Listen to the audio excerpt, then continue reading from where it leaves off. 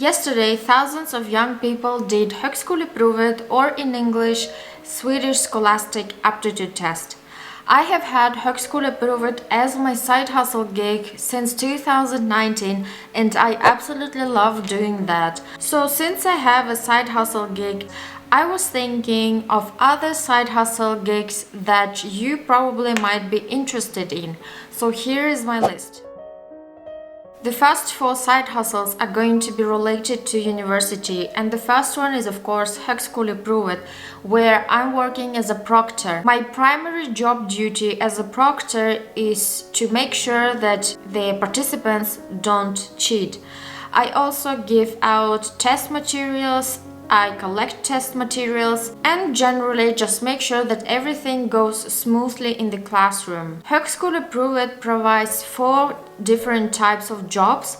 So at Högskoleprovet you can work as a proctor, that's what I'm doing. You can work as materialsamordnare, which is like you take care of the test materials. You can also work as a huvudprovledare, that is, you are responsible for everything that is going on in the location where test is taking the place.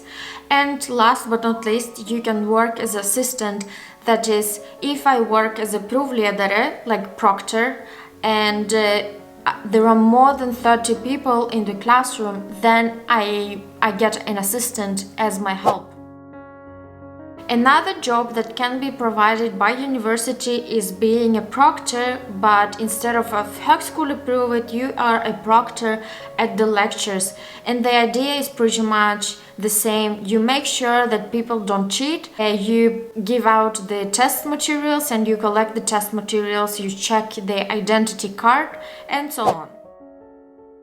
The third side hustle university job is that you can be a university ambassador. That means that, for example, you can now I don't know how it is with the pandemic or after the pandemic, but before the pandemic you could go to different schools and talk about your university. Or, for example, if there are different career fairs, then you are there in the stand and represent your university and get some salary. The last university-related job is probably that you can work at a student association, or you can work at a student cafe that is located on the site. As a student, I usually worked at different stores as a part-time seller. Because it was convenient, I could work in the evenings and I could work on the weekends. One good thing about working in the retail industry is that you can get quite good salary, especially in the weekends, because on Saturdays after 12 o'clock you get 100% extra salary, and Sunday pretty much whole day is 100% extra salary. Also, if you work on the evenings during the weekdays, you also get a little bit of extra salary. So I think it's a nice student job. As a mystery shopper, your job is to anonymously visit the stores and see what is going on around there. You check how the service is provided, if the employees work the way they should, if the employees provide the service that they are supposed to do. As a mystery shopper, you usually get instructions with directions of probably what kind of questions you are supposed to ask when you are out there working, or what you are supposed to look for. You can be a mystery shopper at the stores, at the restaurants, cafes. The easiest way to find a mystery shopper job is to Google it. If you have been swimming for some time and if you like this activity, you could be a swimming teacher on the evenings or having that as a summer job. I couldn't really find any official information if you are required to have some kind of special education in order to be a swimming teacher, but I think definitely that it can be a nice side hustle gig, and I know some people who work as swimming teachers, and yeah, they are pretty happy about their job. When I was doing my research, I discovered an interesting thing. You can work as a part-time fireman, and it was so surprising for me that it can actually be your part-time job. Obviously, being a part-time fireman or full-time fireman is not for everyone, as it involves risk for your own health and safety. But if you are willing to make the difference in the society and at the same time earn some money, then being a part-time fireman is probably something for you. I have some notes on what is required to be a part-time fireman because I don't want to say anything wrong. So in order to become a part-time fireman, you need to have a fireman training provided by the Swedish Civil Contingencies Agency, or in Swedish it's called MSB. The training is in total for 6 weeks and it consists of 2 courses. The training is provided for free. Now, in order to get this training, you need to fulfill some of the requirements.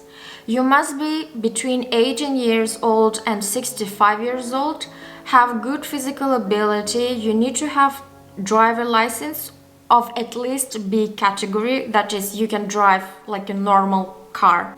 You need to have approval from your employer and to have fire station 5, 6, 7 minutes away from your apartment or from your workplace.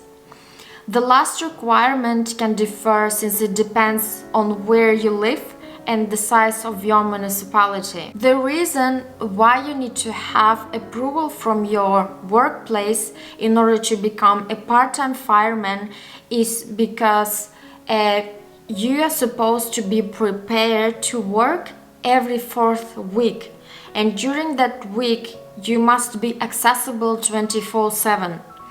It doesn't necessarily mean that you must be at the fire station all day long, all night long, but you must be 5 to 7 minutes away from the fire station, because if something happens, you need to be able to help your team as quickly as possible. Moreover, as a part-time fireman, you will be required to attend additional mandatory courses and exercises. So that's why you need to have approval from your full-time work in order to become a part-time fireman. If you are interested in becoming a part-time fireman, you need to contact your local fire station. If you have old things at home that don't have any value for you and don't bring any joy for you, you could sell these items on Lopis. Lopis is kind of second-hand bazaars. This is probably not a typical side hustle gig, but I decided to put this here anyway because for some people it can be a side hustle gig. Who knows, maybe you have a whole castle of things that you could sell. And actually you can sell not only on Lopis but also on Facebook Marketplace, on Tradera and on other second-hand apps. You can sell up to 50,000 per year without paying tax. If you have an apartment or if you have a summer house, you can actually rent it out and get some cash. I think it will not be very hard to find a tenant because there is a shortage of accommodation in Stockholm and I think generally in Sweden. So if you have this possibility to rent out your extra apartment, just do that. Make sure to check whether you are allowed to rent out your apartment, your summer house, with the association or with any other organization that is tied to this property. Tax-wise, you can rent out your apartment and not pay taxes up until 40,000 in profit. The last thing that I'm gonna mention is that you can rent out some items that you have at home but that you don't use it all the time. Probably you have a bicycle or you have a photo camera, you have a drone, you have a drill. I can tell you that in the summer I rented a drone and it costed me 2,000 kronor for 1 week. That's like a lot because a drone costs 10,000 kronor approximately, and I paid only 2,000 per week. So you have some possibilities to earn some extra cash.